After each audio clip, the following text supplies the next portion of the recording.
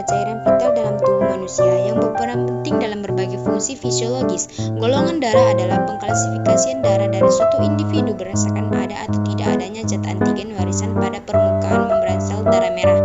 Hal ini disebabkan karena adanya perbedaan jenis karbohidrat dan protein pada permukaan membran sel darah merah tersebut. Dua jenis penggolongan darah yang paling penting adalah golongan darah ABO dan resus atau faktor Rh. Komponen darah. Komponen utama darah terdiri dari plasma, sel darah merah, sel darah putih, dan trombosit. Plasma adalah bagian cair darah yang berwarna kuning dan mengandung air, garam, protein, dan zat-zat lainnya. Protein utama dalam plasma termasuk albumin, globulin, dan fibrinogen, yang masing-masing memiliki fungsi penting seperti menjaga tekanan osmotik, memerangi infeksi, dan membantu dalam pembekuan darah. Komponen darah selanjutnya adalah sel darah merah atau eritrosit, mengandung hemoglobin, sebuah protein yang memungkinkan pengikatan oksigen dan transportasi ke seluruh tubuh. Sel darah merah berbentuk cakram bikonkav yang memungkinkan fleksibilitas saat melewati kapiler-kapiler sempit. Produksi sel darah merah terdiri dari sumsum tulang dalam proses yang disebut eritropoiesis. Sel darah putih atau leukosit berfungsi sebagai bagian dari sistem kekebalan tubuh. Terdapat beberapa jenis sel darah putih termasuk neutrofil, limfosit, monosit, eosinofil, dan basofil, yang masing-masing memiliki peran spesifik dalam melawan infeksi, reaksi alergi, dan penyakit lainnya. Selanjutnya adalah trombosit. Trombosit adalah fragmen sel yang berperan penting dalam pembekuan darah.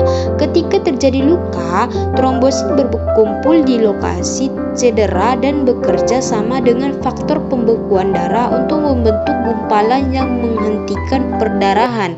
Trombosit diproduksi dalam sumsum tulang dari mengakrolosit sel besar yang pecah menjadi fragmen-fragmen kecil. Golongan darah atau sistem ABO.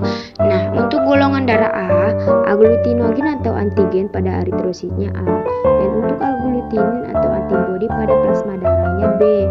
Nah, untuk golongan darah B, agglutinogen atau antigennya pada eritrositnya B, untuk agglutinin atau antibodi pada plasma darahnya A.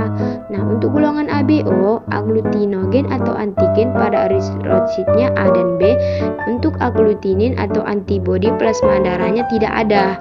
Nah, untuk golongan darah O, agglutininnya atau antigennya tidak ada. Nah, untuk antibodinya sendiri ada, yaitu A dan B.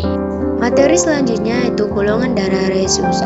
Tidak jauh dari sistem ABO, golongan darah resus ini juga menggolongkan darah seseorang berdasarkan adanya antigen tertentu dalam darah. Antigen yang digunakan untuk menggolongkan darah berdasarkan resus disebut sebagai antigen D. Sederhananya, jika seseorang memiliki antigen D dalam darahnya, ia termasuk Rh positif. Sebaliknya, jika seseorang tidak memiliki antigen D, ia termasuk Rh negatif.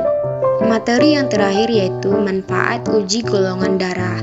Nah, uji golongan darah memiliki banyak manfaat penting dalam bidang medis. Pertama, uji golongan darah sangat penting dalam proses transfusi darah. Mengetahui golongan darah penerima dan donor membantu menghindari reaksi transfusi yang bisa berakibat fatal. Misalnya, jika seseorang dengan golongan darah A menerima darah dari donor dengan golongan darah B, sistem kekebalan tubuh akan mengenali sel darah merah donor sebagai benda asing dan menyerangnya, yang bisa menyebabkan komplikasi serius.